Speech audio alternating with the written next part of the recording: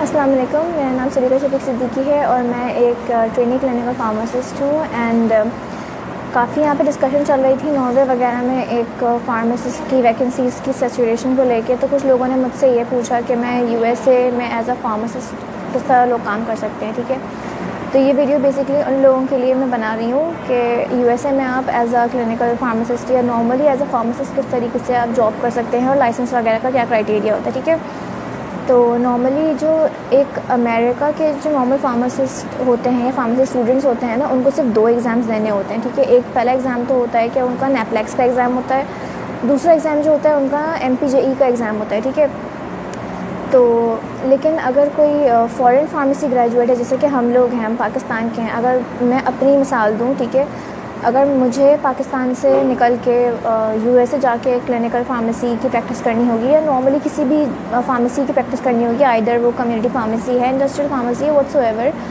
तो वहाँ का क्राइटेरिया ये है कि मुझे 2 की जगह 4 एग्ज़ाम्स पास करने पड़ेंगे। ठीक है, तो क्योंकि 2 एग्ज़ाम्स जो है ना वो सिर्फ वहाँ अमेरिका के फार्मेसी ग्रेजुएट्स की रिक्वायरमेंट है, जबकि जो जितने भी फ़ॉरेन फार्मेसी ग्रेजुएट्स होंगे उनके लिए 4 एग्ज़ाम्स देना लाजमी है। ठीक है, और ये चारों के चारों एग्ज़ाम्स जो हैं वो यूएसए में बैठ के ही आपको देने होंगे, पाकिस्तान में नहीं हो सकते वो। ठीक है, सबसे पहला एग्ज़ाम जो होता है ना वो टोएफिल का एग्ज़ाम होता है। अच्छा, इन चारों एग्ज़ाम्स को लेके मैं एक कन्फ्यूजन ये बता दूँ, लोगों को ये लग रहा होता है कि सिर्फ टेस्ट पास करना ही सब कुछ होता है। सो ये एक गलत कॉन्सेप्ट है कि सिर्फ टेस्ट पास ही करना होता है, क्योंकि यूएसए के अंदर जो है ना वो अलग बहुत सारे स्टेट्स हैं और अलग अलग स्टेट्स के अकॉर्डिंग वहाँ पे लॉज होते हैं। एग्ज़ामिनेशन का क्राइटेरिया भी स्टेट वाइज चेंज होता रहता है। ठीक है, तो अगर आपको अपना लाइसेंस निकलवाना है ना तो मोस्टली यही होता है कि जितने भी स्टेट्स होते हैं वहाँ पर सबका क्राइटेरिया बिल्कुल अलग अलग होता है। कोई किसी परसेंटेज पे लाइसेंस दे रहा होता है, कोई किसी परसेंटेज पे लाइसेंस दे रहा होता है, किसी का कुछ क्राइटेरिया है, किसी का कुछ क्राइटेरिया। ठीक है, तो जिस जगह पे आप अप्लाई करना चाह रहे हो ना, तो आप एक दफ़ा उस एरिया, उस स्टेट के अकॉर्डिंग उसके जितने भी रिक्वायरमेंट्स वगैरह या प्रोसीजर्स होते हैं ना वो एक दफ़ा देख लेना। लेकिन ये 4 एग्ज़ाम्स तो आपको देने ही देने पड़ेंगे। ठीक है, सबसे पहला एग्ज़ाम आपका होता है टोएफिल का एग्ज़ाम। ठीक है, test of English as foreign language. वही बात कि टेस्ट पास करना लाजमी नहीं है। टेस्ट पास करने के अलावा जिस जगह पे आपको एज अ फार्मासिस्ट काम करना है, जिस जगह का आपको लाइसेंस चाहिए, तो आपको उस स्टेट के अकॉर्डिंग अपने सेटिस्फैक्ट्री रिज़ल्ट चाहिए होगा। सिर्फ पासिंग मार्क्स पे आपका काम नहीं चलेगा। ठीक है, तो फॉर एग्ज़ाम्पल अगर टोएफिल का स्कोर 150 है और 75 पे पास हो जाते, 50% पे पास हो जाते हो आप। ठीक है, लेकिन यूजुअली होता है कि जितने सारे स्टेट्स होते हैं ना, जो अच्छी जगहें होती हैं यूएसए में भी, जहाँ पे आपकी जॉब सिक्योरिटी वगैरह होती है, जहाँ पे लॉज वगैरह काफ़ी अच्छे तरीके से रेगुलेट हो रहे होते हैं, जैसे कैलिफोर्निया की अगर मैं बात कर लूँ, तो वहाँ पर मोस्ट प्रॉब्ली जो है ना, समझ लें 80-90% मार्क्स आपको चाहिए होते हैं हर टेस्ट के अंदर। तो इवन कि अगर आपने अपना टेस्ट पास कर भी लिया ना 50% मार्क्स को लेके, तो आप कैलिफोर्निया जिस जगह पे जॉब नहीं कर सकते, क्योंकि आपके 50% मार्क्स वहाँ पे सेटिस्फाई नहीं हो रहे होंगे।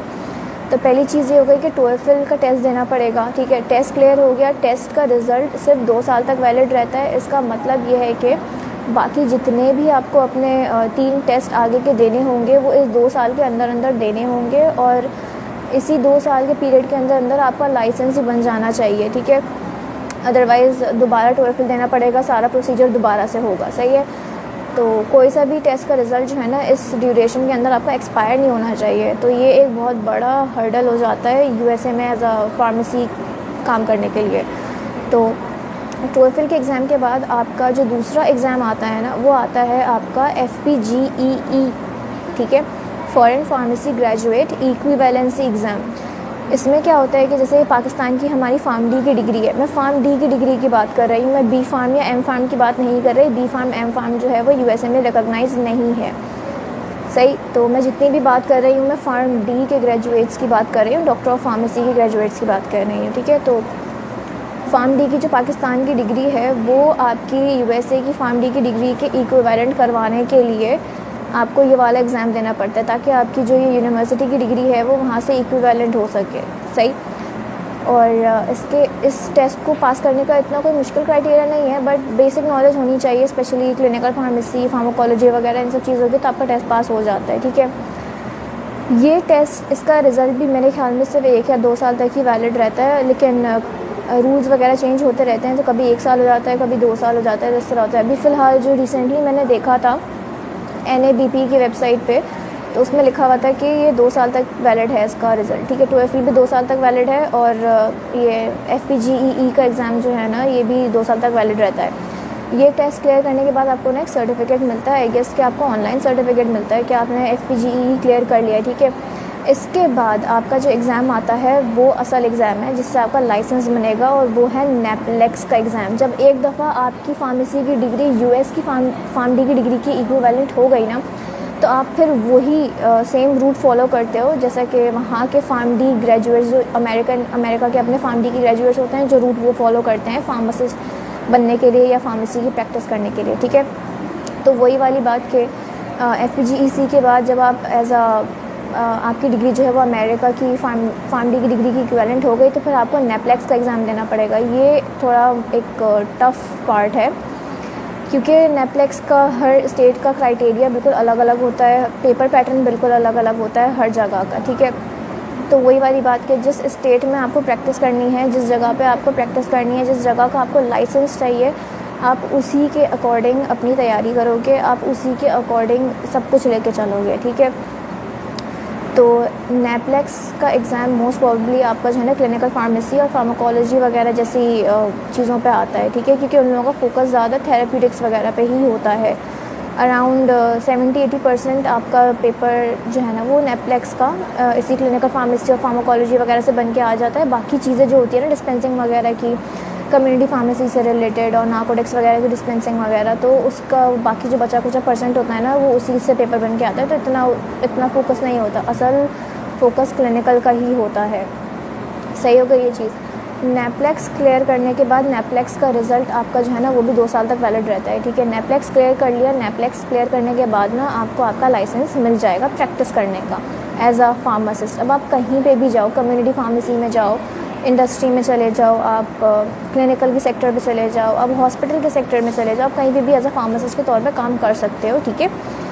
NAPLEX क्लियर करने के बाद आपका एक सबसे आखिरी एग्ज़ाम आता है, वो फार्मेसी जूरिस्प्रूडेंस का एग्ज़ाम आता है, और वो है MPJE multi state pharmacy jurisprudence exam. ये लॉ का एग्ज़ाम होता है। जैसे हम फार्म कर रहे हैं, तो अगर कोई फार्मेसी कोई खोलता है यहाँ पे, फॉर एग्जांपल कोई कम्युनिटी फार्मेसी खोल रहा है या हॉस्पिटल के अंदर कोई फार्मेसी है, तो वो फार्मेसी के सेटअप पे पाकिस्तान के कवानीन किस तरीके से इम्प्लीमेंट किए जाते हैं, और कौन कौन से लॉज़ की वायलेशन की वजह से जो है वो आपका लाइसेंस जो है वो टर्मिनेट किया जा सकता है परमानेंटली।